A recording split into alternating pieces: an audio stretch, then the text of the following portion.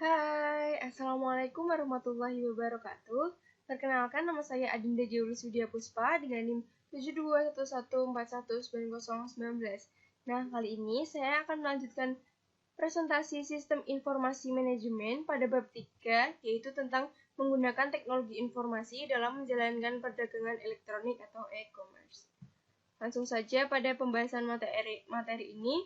Yang pertama ada perdagangan elektronik, yang kedua ada intelijensi bisnis, yang ketiga ada sistem interorganisasional, yang keempat ada ED, yang kelima ada strategi B2C untuk e-commerce, yang keenam ada langkah e-commerce berikutnya, yang ketujuh ada cyberspace dan superhighway informasi, kedelapan ada saran-saran keberhasilan penggunaan internet, dan yang terakhir ada dampak internet pada bisnis di masa mendatang. Nah, kita masuk pada perdagangan elektronik. Apa sih perdagangan elektronik itu? Dalam bahasa sempit, perdagangan elektronik adalah transaksi bisnis yang berhubungan dengan pelanggan dan pemasok melalui sistem elektronik. Nah, contoh perdagangan elektronik yang sedang tren saat ini ada Tokopedia, Shopee, OLX, Lazada, dan masih banyak e-commerce lainnya. Selanjutnya ada e-commerce di luar batas perusahaan. Di sini ada dua, yang pertama ada B2C dan yang kedua ada B2B. Nah, apa sih perbedaannya? Untuk B2C atau business to consumer, ciri-cirinya yang pertama, terdapat pihak konsumen akhir produk. Yang kedua, muncul kemungkinan konsumen tidak ahli dalam teknologi informasi. Dan yang ketiga, jumlah transaksi banyak terjadi nilai yang relatif kecil. Untuk B2B, ciri-cirinya yang pertama ada tidak terdapat pihak konsumen akhir. Yang kedua, melibatkan jumlah orang relatif kecil. Tiga, terdapat orang yang terlatih dalam sistem teknologi. Dan yang keempat ada jumlah transaksi relatif kecil dengan nilai yang cukup tinggi. Selanjutnya ada manfaat-manfaat yang diharapkan e-commerce.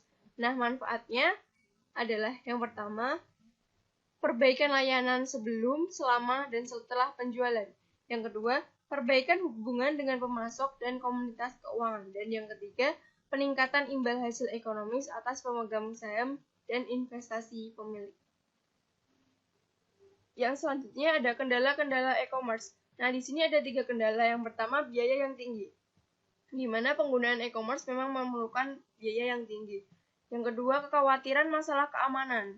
Nah, transaksi B2B dan B2C, keamanannya masih sering menjadi masalah.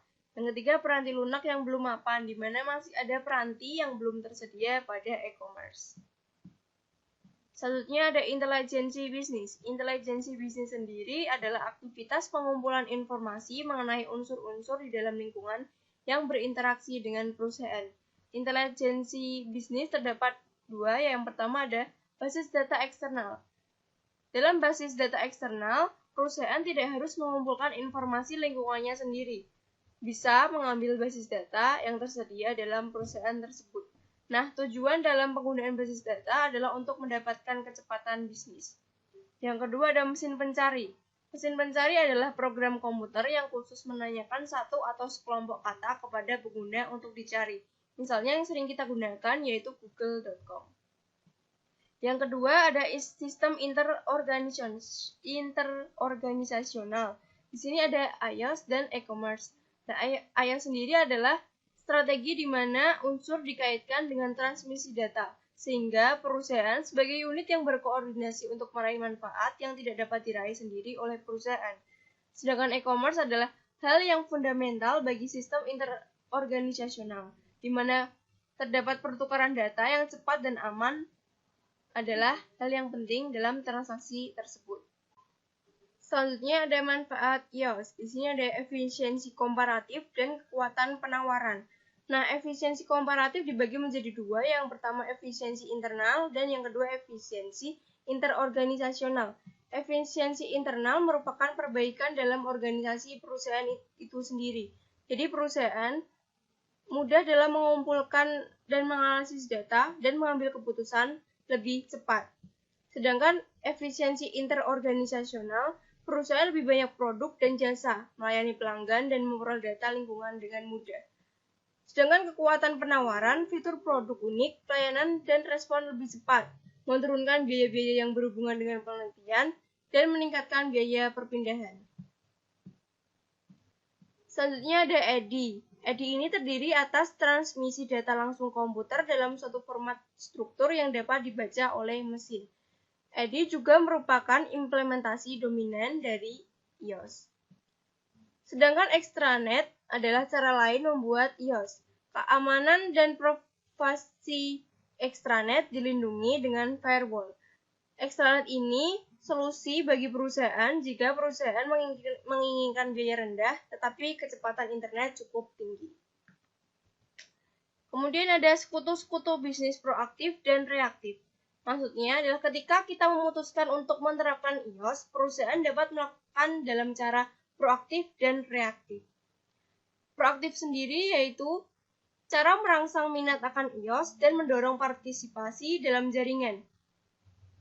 Proaktif dilakukan oleh sponsor iOS. Sedangkan reaktif yaitu menerima atau menolak penawaran sponsor untuk menerapkan iOS. Reaktif ini dilakukan oleh partisipan. Selanjutnya ada pengaruh penerapan. Di sini terdapat 4 pengaruh. Yang pertama, tekanan kompetitif menggunakan cara reaktif. Yang kedua, penggunaan kekuasaan. Di sini menggunakan cara proaktif. Yang ketiga adalah kebutuhan internal. Di sini menggunakan cara proaktif. Dan yang terakhir ada dukungan manajemen puncak, dapat menggunakan cara proaktif maupun reaktif. Selanjutnya ada manfaat tidak langsung iOS. Yang pertama ada mengurangi kesalahan, yang kedua menurunkan biaya, yang ketiga meningkatkan efisiensi operasional, yang keempat meningkatkan kemampuan bersaing, kelima memperbaiki hubungan dengan sekutu pedagang, yang keenam adalah memperbaiki layanan pelanggan. Selanjutnya ada strategi B2C untuk e-commerce. Di sini ada produk digital dan produk fisik. Produk digital dalam dunia hiburan seperti lagu, album, film, dan produk-produk serupa yang dapat dibeli dari situs web. Sedangkan program komputer dan peningkatannya juga sering dijual di web, jadi pelanggan mendapatkan versi akhir. Nah, produk digital dapat langsung digunakan ketika selesai di-download. Untuk produk fisik, tidak dapat dikonsumsi langsung melalui web, harus melalui pengiriman ke pelanggan. Nah, pelanggan dapat menggunakan situs web pengiriman untuk melacak status kemajuan paket yang dipesan. Masih pada strategi B2C untuk e-commerce. Sini ada penjualan maya versus campuran. Membahas tentang virtual sales dan hybrid sales. Virtual sales sendiri merupakan penjualan uang dilakukan oleh perusahaan yang tidak mengoperasikan tempat berjualan fisik. Jadi, virtual sales ini tidak menyediakan tempat berjualan secara fisik. Sedangkan hybrid sales adalah ketika perusahaan memiliki tempat berjualan fisik dan situs web di mana pelanggan dapat membeli produk. Nah, hybrid sales ini menyediakan tempat berjualan fisik maupun situs web. Jadi, pelanggan dapat membeli produk dalam dua cara tersebut. Kemudian ada pemerintah elektronik. Nah, e-commerce juga dapat dimanfaatkan oleh pihak pemerintahan, contohnya pada layanan online kantor pajak untuk melelang sertifikat pajak bumi dan bangunan. Selanjutnya langkah e-commerce berikutnya. Sini ada perdagangan gerak dan nirkabel berkelas bisnis di semua tempat. Untuk perdagangan gerak merupakan penggunaan telepon seluler dan asisten digital pribadi untuk melakukan e-commerce nirkabel. Sedangkan nirkabel berkelas bisnis di semua tempat, jika komunikasi nirkabel yang kecepatannya cukup memadai melalui penyedia jasa komunikasi yang sama dengan telepon seluler, maka memungkinkan terciptanya komputasi nirkabel berkelas bisnis hampir di semua tempat. Contohnya adalah hotspot internet. Tapi dalam penggunaannya tidak gratis, harus terlebih dahulu membeli kartu seluler untuk mengakses komunikasi seluler. Selanjutnya ada menggunakan internet. Di sini ada istilah World Wide Web. Maksudnya adalah informasi yang dapat diakses melalui internet di mana dokumen hypermedia atau file-file komputer disimpan dan kemudian diambil dengan cara yang menggunakan metode penentuan alamat yang unik.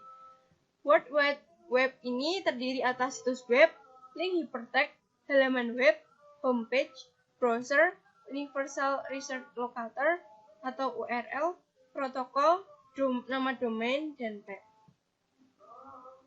Cyberspace dan superhighway informasi. Untuk cyberspace diperkenalkan pada tahun 1948 oleh William Gibson dalam bukunya yang berjudul Neuromancer. Cyberspace ini diartikan sebagai dunia internet.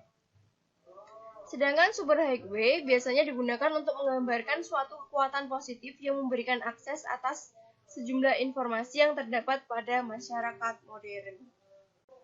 Selanjutnya ada standar internet. Nah, dalam hal ini kita membahas tentang alasan mengapa internet diterima oleh pengguna komputer. Nah, alasannya adalah keduanya bekerja sama sebagai suatu sistem tunggal yang dapat digunakan dari platform komputer apapun. Selanjutnya ada saran-saran keberhasilan penggunaan internet. Di sini ada 10 saran. Yang pertama, 1. Pastikan situs web Anda kuat. Yang kedua, pastikan browser dan struktur basis data Anda fleksibel maupun intuitif. Yang ketiga, menekankan isi. Keempat, sering diperbarui. Yang kelima, melihat di luar pelanggan. Yang keenam, tunjukkan isi pada kebutuhan spesifik pengguna. Yang ketujuh, menjadikan internet intuitif. Kedelapan, berada di lokasi web yang tepat. 9. Menciptakan rasa kebersamaan. Dan yang ke-10, carilah bantuan jika Anda membutuhkan.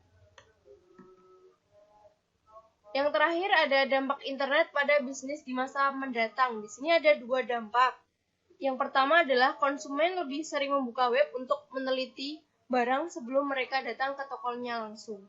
Yang kedua, B2B nampaknya tidak berpengaruh kepada pelanggan, tetapi harga yang lebih rendah dan layanan pelanggan yang lebih baik adalah hal yang membuat organisasi bisnis menjadi kompetitif. Sekian presentasi dari saya. Mohon maaf apabila banyak kesalahan. Wassalamualaikum warahmatullahi wabarakatuh. Sampai jumpa kembali.